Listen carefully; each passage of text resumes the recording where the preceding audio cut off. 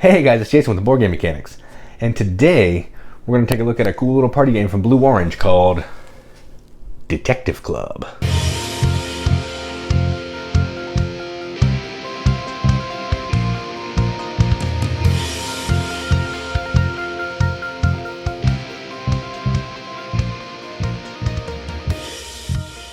Detective Club is a 4 to 8 player game where players are trying to basically play cards that are going to be pictures that look something like this, and you're trying to explain a word by only using cards. So think Dixit, think Mysterium, but the trick here is everyone's going to know what that word is except for one person, and everyone's trying to figure out who the person is that doesn't know the word.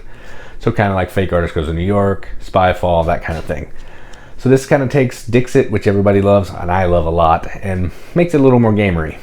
That was terrible English, but makes it more of a game. How about that? That's better.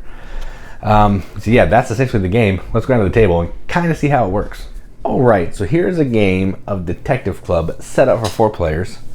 I'm not going to play through a whole game, but I kind of just want to show you kind of how the gameplay works, because this is really one of those games where you're playing off of other people, and since I'm here by myself, that will be weird. So I'm not going to do that. But we'll go over setup kind of quickly. So you're going to have these cards, which are going to look like this.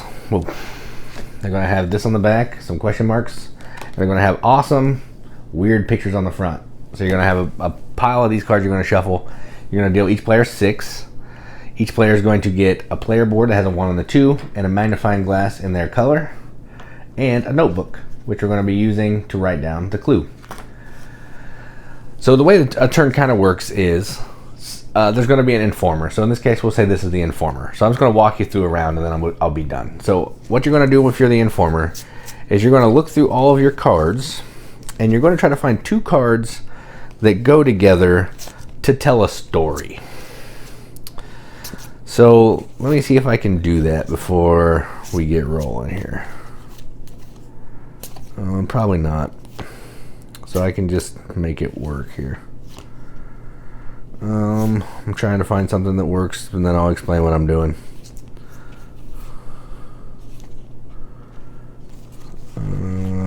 This is not good radio. Okay, so my clue is going to be, I'm going to use these 2 cards. There's an octopus and a mouse. So say I would make my clue animal. Okay, so I'm going to make my clue animal. I would take these books from everybody.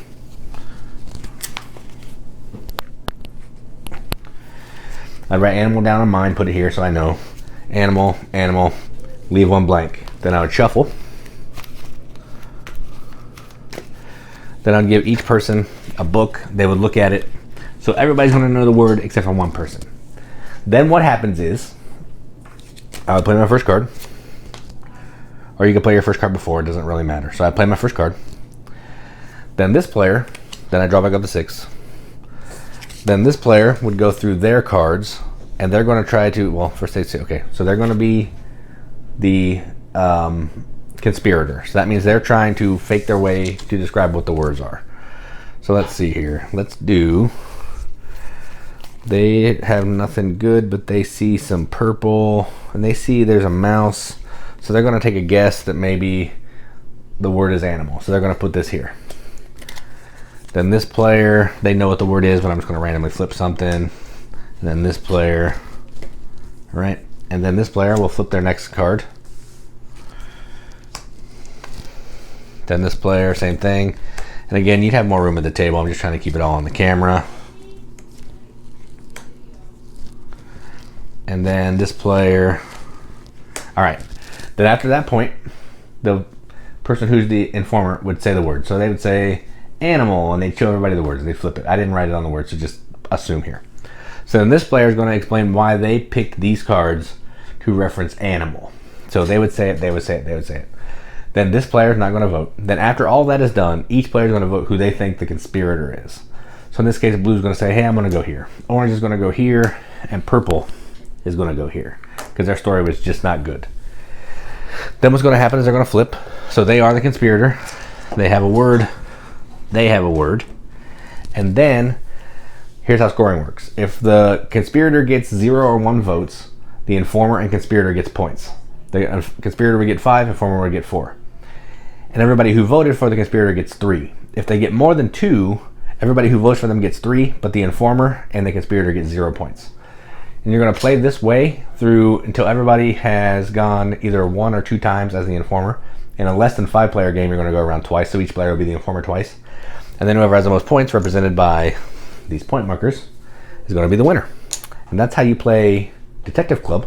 Let's go to the top, see what we think about it. All right, well, that was kind of an overview of Detective Club.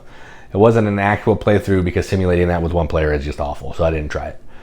But first off, at the top, I'm going to say that I really enjoyed this game.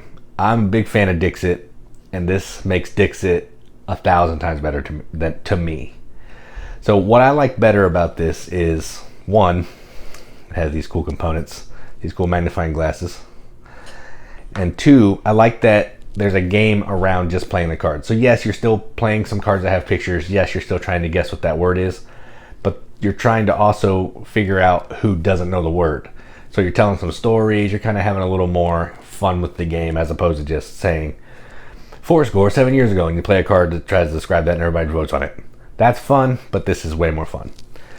So up at the top here, I'm going to say this is probably one of my favorite party games, and I'm going to give this a BGM accepted seal, 8 out of 10 on BGG, so 4 out of 5 stars, or wrenches, I guess, for our rating, which means absolutely nothing, but we like to give things that we like ratings. This is super fun. I'm going to keep it in my collection. It's that good. And you know that I am not a party game guy, but this one, fantastic. All right, so let me show you some of the reasons why I like the art. Because it's gorgeous. And this is one of those games where you could take these cards out, mix them with Dixit cards, like if you sleeved them, or just take the Dixit cards out and replace these and just play Dixit with these. You could do that, or you could use the Dixit cards in this. Whatever you want to do. It'll give you way more combinations, way more cards to go through, more replayability. So let me show you some of the art here. It's weird and awesome, and I like it. I'm not going to explain the pictures. You can see them for yourself. The art is incredible. I was looking to see if it was the same person that did Mysterium or Dixit or something, but this is like a studio or something, and I am digging on this art a lot. Some of these cards I haven't even seen, and I played this game like 3 times. It's just incredible. I mean, it's gorgeous art. The cards quality is amazing. These notepads are just notepads, so whatever. These chits are nice, thick cardboard chits. And these little magnifying glasses are amazing. So yeah, I don't have a ton to say about this game. It's all pro for me. There's no con here. Outside of maybe, there will be a con. It says 4 to 8 players, and I've played it with 4, and it's not as good. Because the reason it's not as good at 4 is you're trying to figure out who's the conspirator. And when you're doing that with 3 people guessing, there's always going to be a split. So the conspirator is never going to vote for themselves. So it's essentially the other 2 players trying to figure out who the conspirator is. So 50% of the time, you're going to get points if you're the conspirator, the other 50% you're not. So this is not as good. So I feel like this game works better at a higher player count because there's more people vying for the votes, trying to spread the confusion around. My opinion, take it as you will. 4 is still fun. It's just more fun at more players, which is normally the case for party games. So that's my one con-ish. It's not even really a con, but that's my one caveat, I guess. So yeah, this is amazing. I love it. I can't wait to play it again, actually. And that's saying a lot for me because I don't love party games, but I do love this one. So that was Detective Club from Blue Orange. I'm Jason with the Board Game Mechanics, and as always, keep it gaming.